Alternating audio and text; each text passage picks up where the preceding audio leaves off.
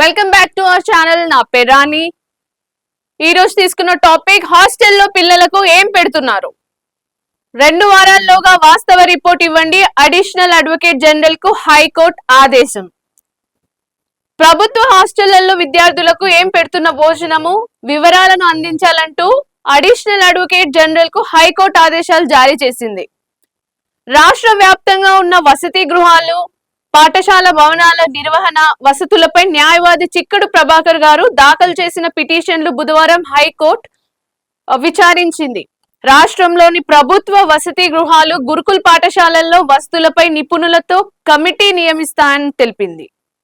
9,000కు పైగా వసతి గృహాలు, పాఠశాలల్లో విద్యార్థులకు సరైన వసతులు లేవని, ప్రభుత్వం వసతులు కల్పించడం లేదని చిక్కడు ప్రభాకర్ గారు తన వాదనలను వినిపించారు.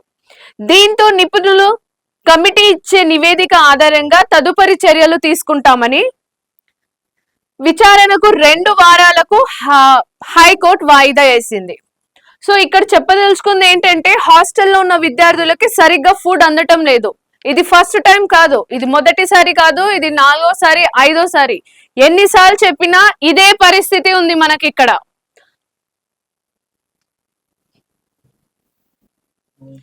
ఇదే పరిస్థితి ఉంది ఇక్కడ. సీరియస్ అయింది హైకోర్టు. హైకోర్టు ఒక కమిటీని ఏర్పాటు చేసింది. ఇప్పటికైనా ఆ కమిటీ 2 వారాలు టైం ఇచ్చింది. ఇప్పటికైనా ఆ కమిటీ ఒక రిపోర్ట్ ని తీసుకొచ్చి సబ్మిట్ చేయాల్సిందిగా కోరుతున్నాము.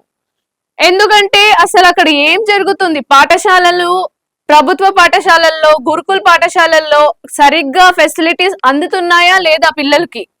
ఆ పిల్లలు ఇంతేనా, ఇంకా చదువుకోవడము ఎలాగో గుడి బడి అన్నట్టు రేకుల షెడ్లలో చదువుకుంటున్నారు. అట్లీస్ట్ ఫుడ్ ఉందా అంటే ఇలాంటి తరగతి ఫుడ్ ఉంటుంది, ఇలాంటి విధమైన ఫుడ్ వాళ్ళకి తినడానికి తిండి దొరుకుతుంది. అది కూడా చాలా అసలు తినలేని పరిస్థితి అన్నమాట. అలాంటి పరిస్థితిలో మన స్కూళ్ళు, మన హాస్టళ్ళు, మన గురుకుల పాఠశాలలు ఉన్నాయి. సో ఈ సిచ్యువేషన్ పై హైకోర్టు చాలా సీరియస్ అయింది.